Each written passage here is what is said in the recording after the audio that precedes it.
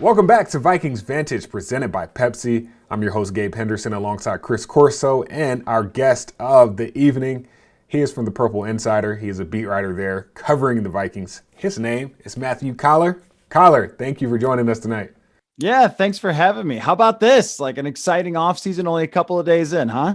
Only a couple of days in, and we are already making big moves. And speaking of big moves, I'm not talking about Dalvin Tomlinson just yet because he's a big guy, right? But I'm talking about Patrick Peterson, the 8-time Pro Bowler, a guy who has played pretty much every single game of his career other than 2019 when he was suspended for 6 games. Like, this is a huge, huge free agent signing. Your thoughts on that signing? Yeah, I think it's first of all, a big boost to the secondary that has so many young players. I mean, last year, how many times did we say, yeah, the oldest player in the secondary is only 24 years old? Well, that's going to change. And from covering this team throughout the entire Mike Zimmer era, one thing that I saw when they built up the team to be so good in 2017 was that a lot of veteran players were big helps to the development of other younger players. So someone like Brian Robinson made a huge difference in Danielle Hunter's career, and Terrence Newman made a huge difference in Xavier Rhodes' career. And I think that Mike Zimmer understands the value of having someone who has been a superstar in the NFL to be around people like Cam Dantzler and Jeff Gladney. And the other thing that will be interesting to see is how Mike Zimmer decides to deploy Patrick Peterson, because I'm not sure that he was in an ideal situation in Arizona last year, and some of his numbers reflected that, but his skill set and his size and his speed and all those things appear to still be there. So how will Mike Zimmer work with him? How will he adjust the defense to now fit with Patrick Peterson? I think that Zimmer has earned the benefit of the doubt when it comes to that, especially with cornerbacks, but it'll be a fascinating thing to track as we go along with Patrick Peterson. I was ragging on Gabe yesterday. I was like, we need a veteran cornerback. That is what we need. That is what Mike Zimmer, that's what makes him happy. That's what makes him go. That's how he builds this defense. I always look back to the Xavier Rhodes and the things that would happen at training camp between a young Stephon Diggs and a young Adam Thielen and the way they were able to grow.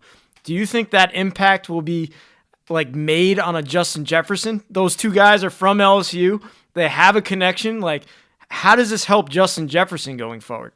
Yeah, well, first of all, here's hoping to a normal training camp for all reporters and team media, because amen to that. Last year we were about 50 miles away from the field, having to squint to see who was running the one-on-ones and stuff. But hopefully we're closer this time so we could see Patrick Peterson and Justin Jefferson go at it. My understanding is that they know each other and that they already have a relationship. And I just think that that competitiveness with each other, it really did help Stephon Diggs and it did help Xavier Rhodes grow as players. And those are the things that you don't necessarily see on a Sunday when they're playing, but that is built over a number of years and over tons of practice reps. And I think from that perspective, Patrick Peterson can have a very positive impact. And the fact that now he allows some more flexibility for Mike Zimmer with other players. Like, does he want Jeff Gladney to move inside to a nickel role where I think his skill set really fits there? It allows Jeff Gladney to not have to play outside and then move to nickel and then play outside again. And someone like Cam Dantzler being able to learn from him too. I think that these are really important elements of this signing. Well, when you sign a cornerback of Patrick Peterson's caliber, the first thing that comes to mind for me is, man, this only gives the defensive line more time to get to the quarterback. And it goes hand in hand, right? When you get a good defensive lineman, it provides more opportunities for a secondary to, make up time and coverage. Maybe they got beat over top. But speaking of D linemen, we just signed a really good defensive lineman. His name is Dalvin Tomlinson from the New York Giants. And everybody, rightfully so, is so excited about this signing, but I want to hear your excitement. Are you excited? How do you feel about Dalvin Tomlinson being a Minnesota Viking now? Well, first of all, I always get excited when moves happen because they always happen right after I publish my podcast. So I have to do a new one. Because it always just brings so much intrigue of how it's going to work and how it's going to fit and what it could mean to the next season. So Dalvin Tomlinson. How many times are we going to do that? Dalvin 2.0. DT. Just call him DT. Dalvin Tomlinson, though, I think that when you look at his history, it's just very impressive, his consistency. I know that Mike Zimmer doesn't always love the Pro Football Focus grades, but maybe he would appreciate these, that, Dalvin Tomlinson has been a top 25 player at his position each year. And last year, he showed a lot of progress in the pass rush area. So if he's going to play more of a 3 technique role than the nose tackle that he would be more expected to play, I mean, he showed that he has grown as a pass rusher.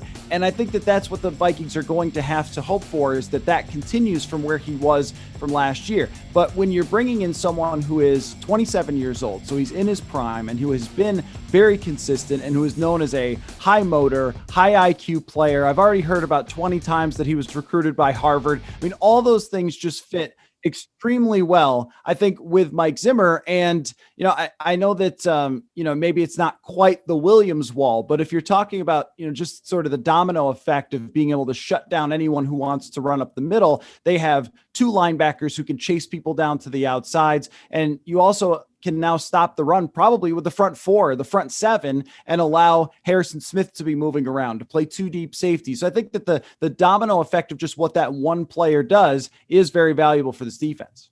Yeah, a couple things stand out to me looking at the film. I think his feet, the quick feet, the way he's able to use his hands in the pass rush, but also from a run defense perspective, I think he's able to do both things. I think Gabe dropped the stat earlier in the show, like 52% of his snaps were in the passing game. So he's playing not only when you're playing against the run defense, he's playing all 3-4 downs, whatever it is. He's an every down nose tackle. Yeah. Yeah, it's unbelievable that he literally has played in and started all 16 games in his first 4 seasons with the Giants. But I seem to think about the last time that Andre Patterson hand-selected a veteran from the New York Giants to be his 3 technique. Do you see the similarities between Linval Joseph and Dalvin Tomlinson? Yeah, I mean, they might not play the exact same position here, because Linval Joseph was the pure nose tackle, and he was lining up right over the center and dominating. And I have probably tweeted, 50 times, why do people run up the middle against Linval Joseph during his time? And I think I'll be tweeting that again in key situations on 3rd and 1s when Michael Pierce and Dalvin Tomlinson are stuffing that middle. But where the similarities come, and I talked to somebody who covers the Giants, and they said that it is cliche for an interior defensive lineman to be like a lunch pail type of guy, that more of like a kind of quiet, go about his job, but a technician and somebody who is really committed to the job. Like, those things sound very Linval Joseph-like to me. They also sound like things that would be very attractive to Mike Zimmer. And I agree with you on the quick feet, but there's also just the size factor. I mean, just he is a huge man. I don't like to necessarily cite weights until I see the guy, but I mean, he's listed around 320 pounds. And I mean, he is just a mammoth of a human being. And so when you're talking about just getting push up the middle, this is things that are very important to Mike Zimmer, is how you stay in your rush lanes too, because, he likes to blitz Eric Kendricks. He likes to blitz Anthony Barr a lot. So it's not just how many pressures does he get necessarily, but how does he impact everyone around him? And I think it's clear that Dalvin Tomlinson does that. So we signed Stephen Weatherly a few weeks ago. Dalvin Tomlinson is a new name. Nick Vigil, we just signed him. Patrick Peterson, we just talked about him. I mean, the Vikings are making moves in free agency, but what's next? Yeah, by the time that you publish this, there might be 3 more moves. I mean, that just seems to be the nature of how aggressive the Vikings are being here in free agency. And I think that they still have a lot to go, that the picture is not entirely formed here. And that's what makes it a little difficult to grade moves that we all want to do in free agency. Is there's a draft to still come. There's the potential for trades. If you guys remember, I mean, last year, the Yannick Ngakoue trade doesn't happen until training camp. And that's happened with other big names like Jamal Adams and like Khalil Mack. I mean, you never know when those trades are going to come. So I think that that's still on the table. Maybe not right now that there could be a trade, but also, they can make more cap space and look to fill out the offensive line. I mean, there's still some very good guards on the market. I've looked at, Austin Blythe from the Los Angeles Rams as somebody who could be a nice fit here, someone who's played in a similar type of running scheme to what they like to do. Situational pass rushers, there's always guys who are 30 years old who have kind of been around the block that you could bring in. Last year, they took a shot on someone like Anthony Zettel. That didn't work out, but you could see them doing things like that. I mean, I think we're really set up, though, to make the 14th pick very, very interesting, because the next move will kind of tell us where they're going to have to go with that pick. Yeah, you bring up the 14th pick. They could go defense again and continue to just add to where Mike Zimmer wants to make his impact this next season. But I want to talk about the restructuring and the things that have been going on for Rob Brzezinski. How in the heck is he able to continue to get more money to sign a guy like Patrick Peterson? We know that the salary cap is lower than they expected it to be at around $180 million. So can you please break down how they find money to keep making moves? Well, I mean, for starters, yes, Rob Brzezinski clearly knows what he's doing. I mean, but I would say this, that, every team has had to scramble here that was spending with the plans for the salary cap to go up. And so there are casualties that have had to go out the door because of it, and Kyle Rudolph and Riley Reiff. And so they're going to have to continue to do things like maybe a contract extension for Harrison Smith to continue to create a little bit of space to fill those spots that are left. I know Irv Smith Jr. is going to step into Kyle Rudolph's role, but with the offensive line, that's the one where I'm really interested to see, because Riley Reiff played really well for the Vikings last year, and I think they wanted him to stay and to do it again. But now you're looking at a draft class that has a lot of tackles that are good. We don't know exactly what Ezra Cleveland's role is going to be. Is he going to stay at guard? Is he going to stay at tackle? And I think the underrated signing maybe of the offseason is just bringing back Rashad Hill, somebody who's made big progress over his time here. He showed up as an undrafted guy who maybe didn't know what he was doing and was just here because of his size. And he's really developed as a player, and we've seen it when he's gotten a chance to get in. So will he have, a role in their plans as they try to fill out the offensive line? And, we know this, though, that if they want it to happen, Rob Brzezinski will make it happen. I mean, yeah, he will absolutely make it happen. And he's been a magician this entire offseason, and it's been interesting to see how everything is going to continue to work. But just moving towards the draft and all these moves that are leading up to that, I mean, you've been on record, and Sam Ekstrom from the Purple Insider has been on record basically saying the Vikings should think defensively. But with all these defensive signings on the in free agency, does that change your perspective on what the Vikings should do with that 14th pick? I think they are, at least at right now, and a lot can change between now and then, in a position to take the best player. And we always say that, and then it ends up being, a position of need. But in this case, I think that there are so many talented players when it comes to that middle of the first round that they could also decide to trade back and kind of let the other teams decide how the board is going to fall.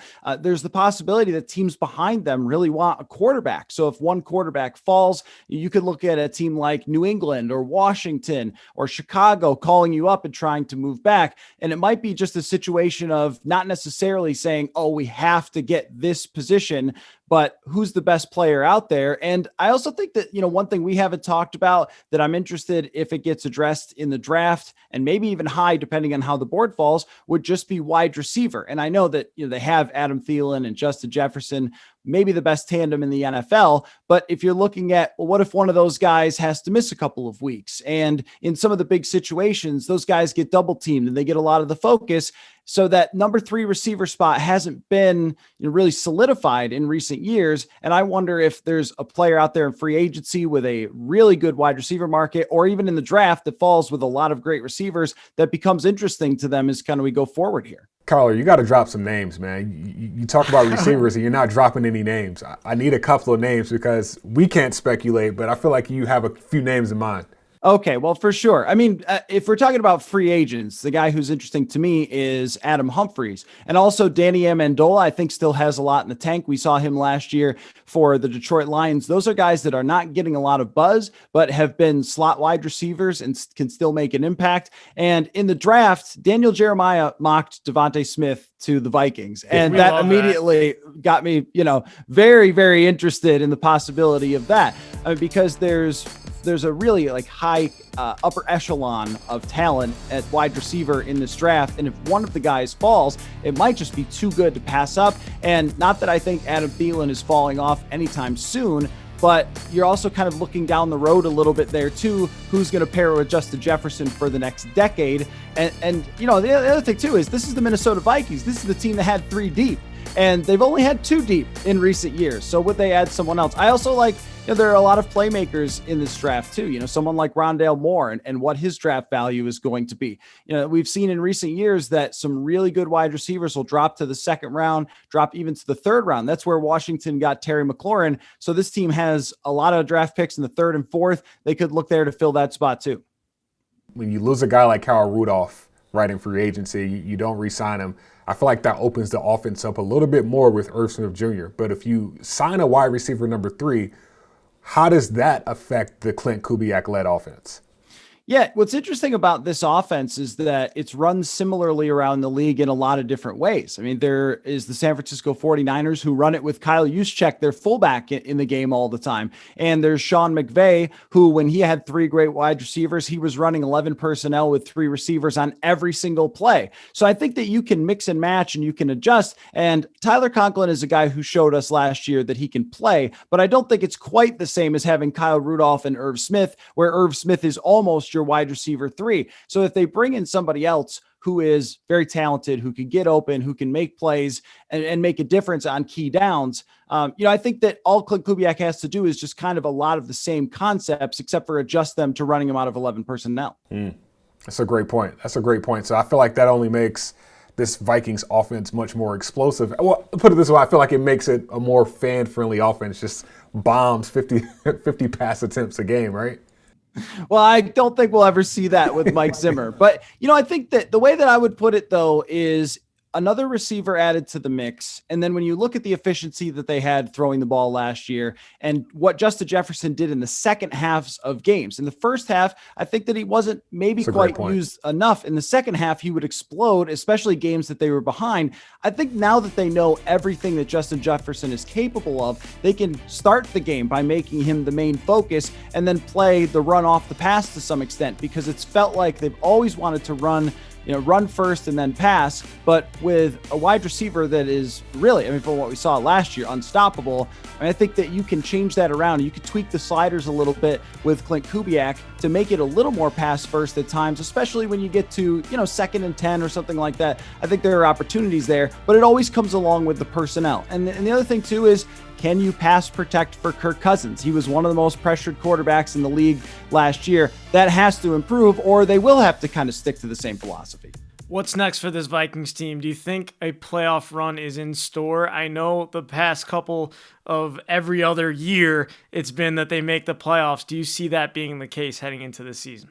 Yeah, I think that this year, that's where you set the bar for sure. And the way that I like to kind of judge expectations is where the team sets them by what they do. I mean, if a team is rebuilding and is, not making free agent moves and is trying to stock draft picks, which I know the Vikings always try to stock draft picks, but if they were making rebuilding moves, then I would say, okay, let's temper our expectations. And let's say maybe, it's a 500 team at best or something, but that's not what they're doing. I mean, they're bringing in players that are clearly handpicked by Mike Zimmer as guys he wants on his defense. And the fact that they can add in a very talented draft in the first round, someone to make an impact right away, plus to go along with an offense that was already good and I think could take another step with that wide receiver 3. I think that the bar should be set at definitely making the playoffs and maybe even a little more than that, maybe even with eyes on winning the NFC North. Coller, as always, we appreciate your time. Thank you for joining the Vikings Vantage podcast. Any way people can follow your work during this offseason, because you're cranking stuff out like clockwork. Well, what else do I have to do these days, right? PurpleInsider.com is where they could go for the written work. And wherever you get your podcasts, just type in Purple Insider and it'll come right up. Well, Purple Insider, you heard it from Matthew Coller. I'm Gabe Henderson. That's Chris Corso. Thank you again for joining us for another edition of Vikings Vantage.